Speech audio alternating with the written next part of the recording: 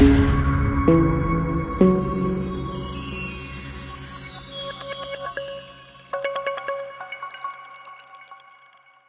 Hello friends, आज के इस वीडियो में class 12 mathematics chapter number 7 integration यानी कि समाकलन के मोस्ट इम्पोर्टेंट फार्मूलों के देखेंगे और समझेंगे, और ये भी सीखेंगे कि इस फार्मूले के यूज़ करके क्वेश्चन को कैसे सॉल्व किया जाता है। तो काफ़ी मज़े आने वाला है इस वीडियो में, तो शुरू से अंत तक आप इस वीडियो पे बने रहिए। अगर आप इस चैनल पर नए हो तो चैनल को सब्सक्राइब एंड वीडियो को लाइक ज़रूर करें। तो वीडियो को शुरू करते हैं। पहला फार्मूला है d/dx यानी कि डिफ्रेंशिएशन x के पावर n+1/n+1 का डिफ्रेंशिएशन होता है x के पावर n। अगर आप इसी का इंटीग्रेशन करेंगे तो n+1 का इंटीग्रेशन होता है x के पावर n+1/n+1 + c।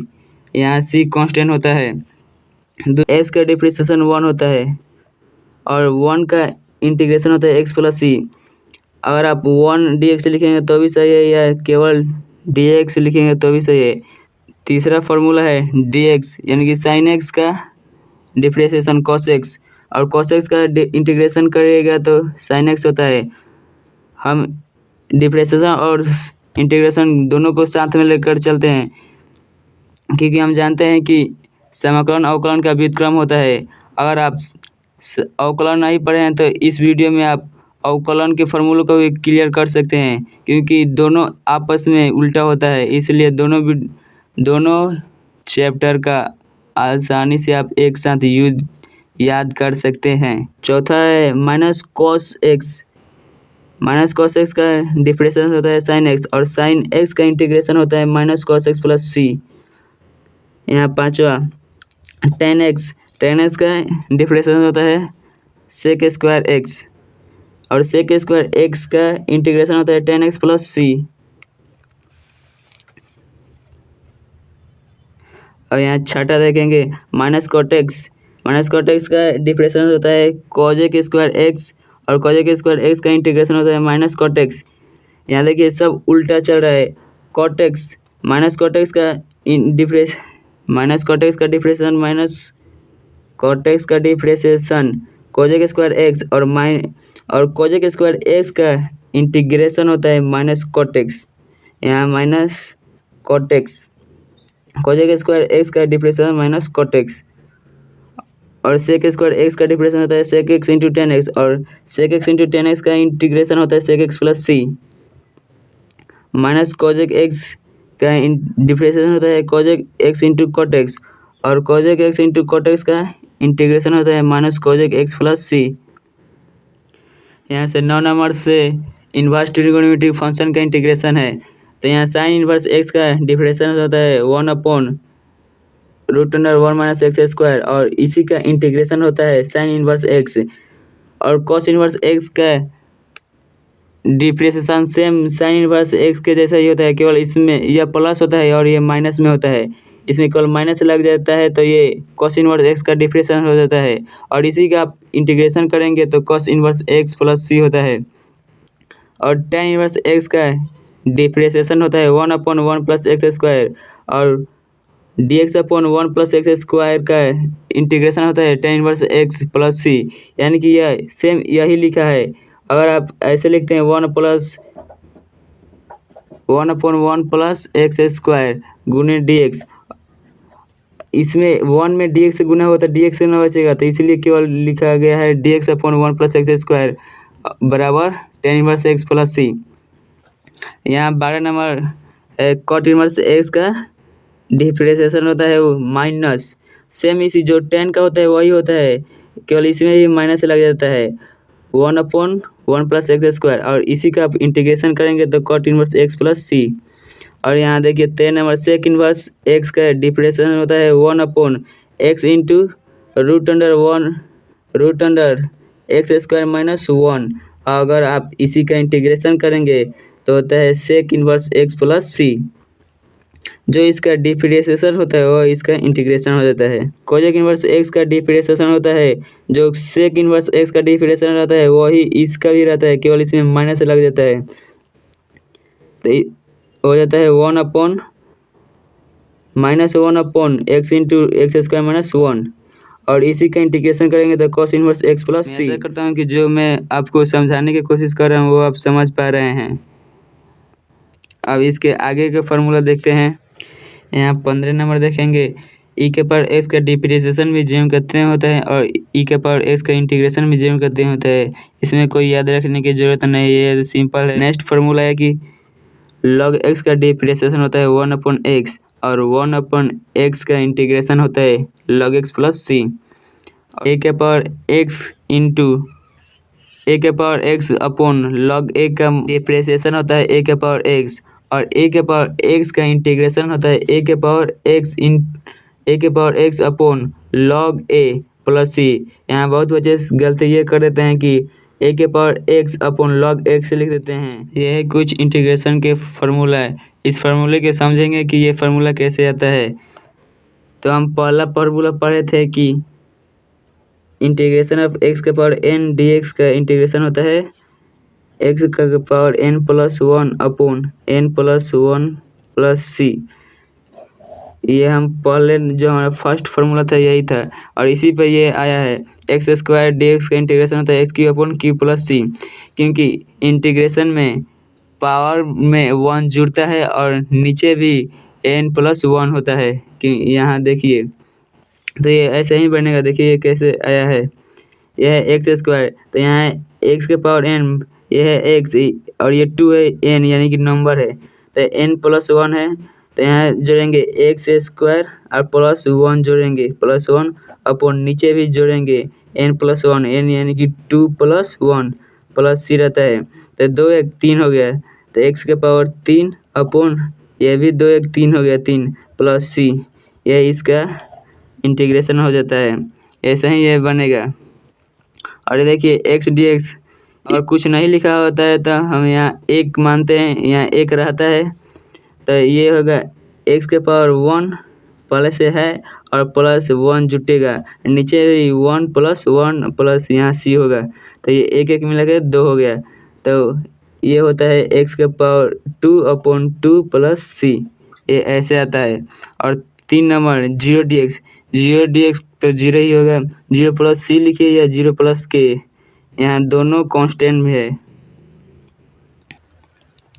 अब यहाँ 4 नंबर का देखेंगे 5dx का होता है 5x प्लस सी, क्योंकि हम फार्मूला पहले देख चुके हैं कि केवल dx का होता है x प्लस सी। ये केवल dx नहीं होता है, ये इसे हम 1dx लिखते हैं इसका होता है ये सेम ही होता है x प्लस सी। तो ये एक n की जगह 5 है तो यहाँ हम इसका भी सेम होगा 5dx है तो असल में ये जो x है वो 1 के साथ गुना होता है तो 1 गुने x x ही होगा, इसलिए 1 को यहाँ नहीं x ही होता है, 1 गुने x होता है तो ये x प्लस सी लिखाता है। और वही x यहाँ 5 के साथ गुना होगा तो केवल x नहीं लिखाएगा 5x लिखाएगा तो ये हो जाता है 5x प्लस सी।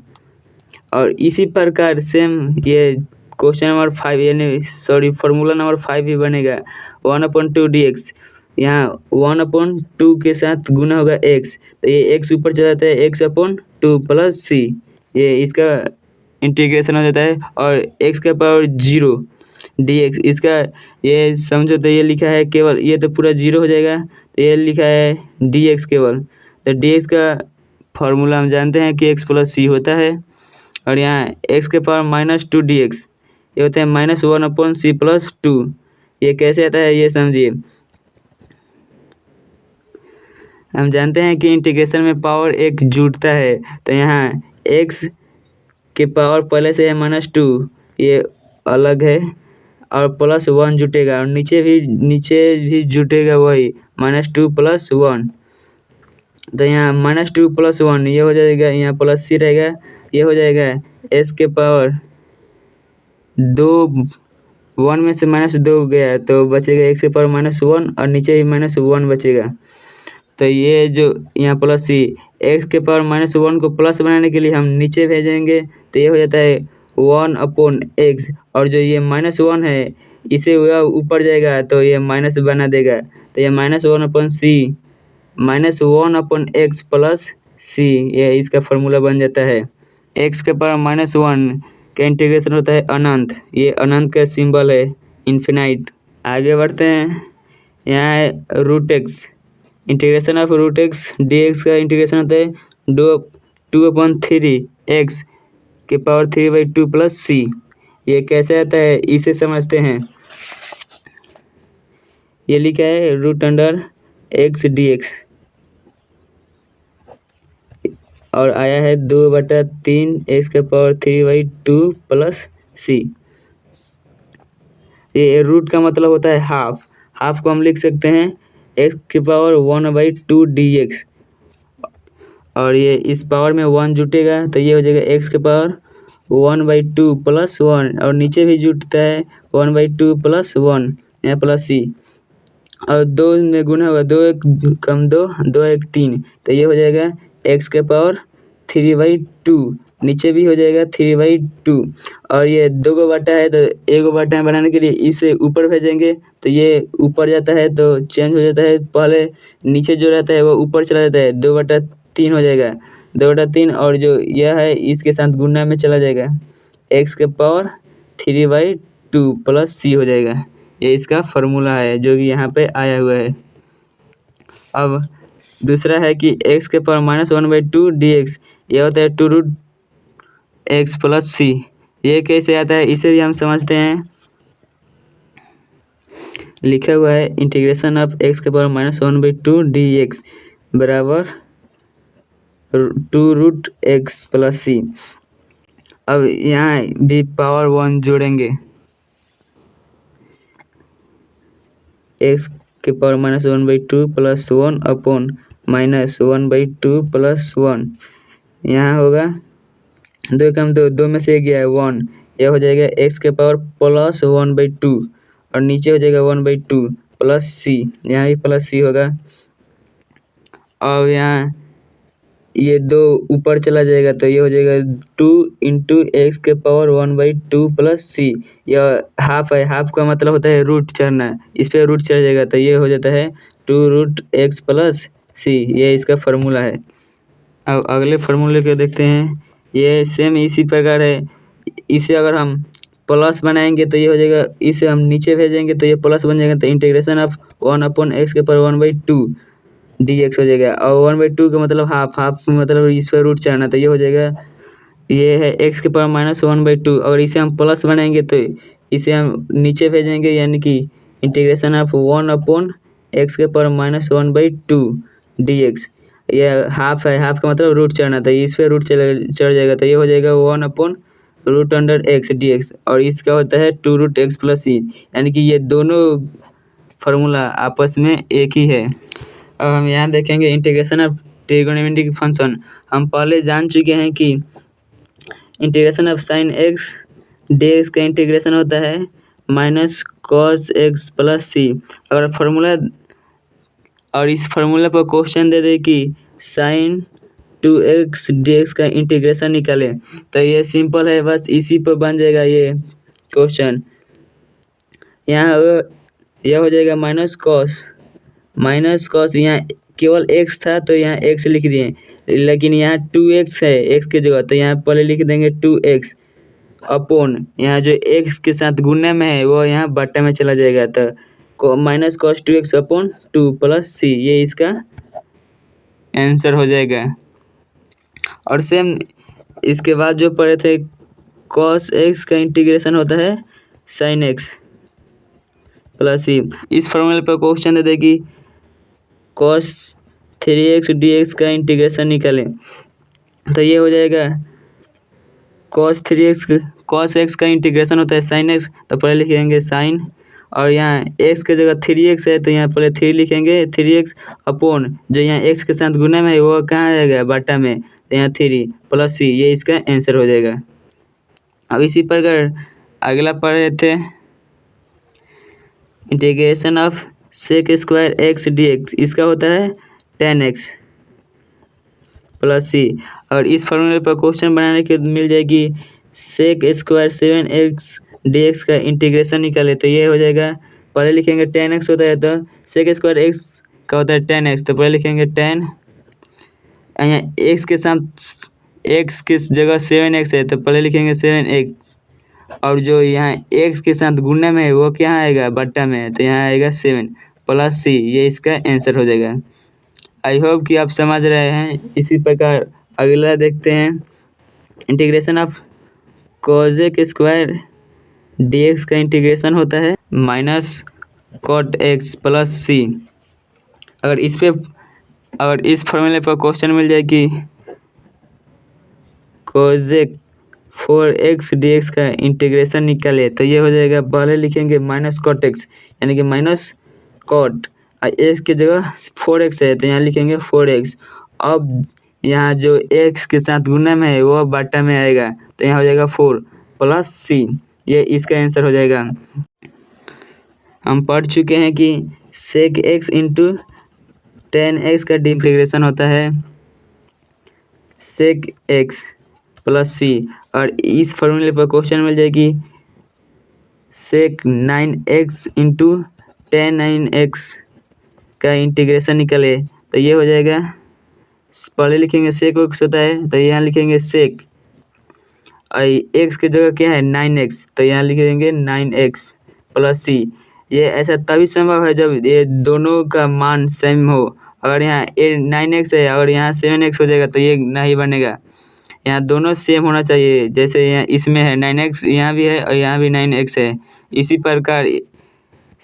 प्रकार दूसरा था कि cosec x into cot x, इसका इंटीग्रेशन होता है माइनस कोजेक एक्स प्लस सी।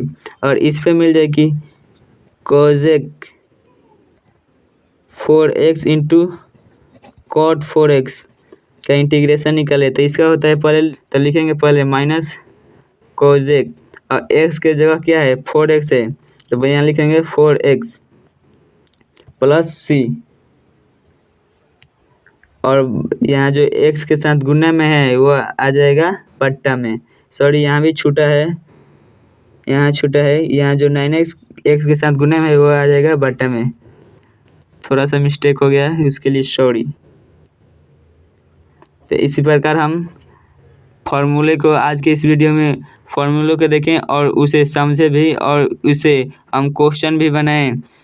तो आई होप कि आपको ये वीडियो अच्छा लगा होगा। अगर अच्छा लगा होगा तो वीडियो को लाइक एंड चैनल को सब्सक्राइब जरूर करें।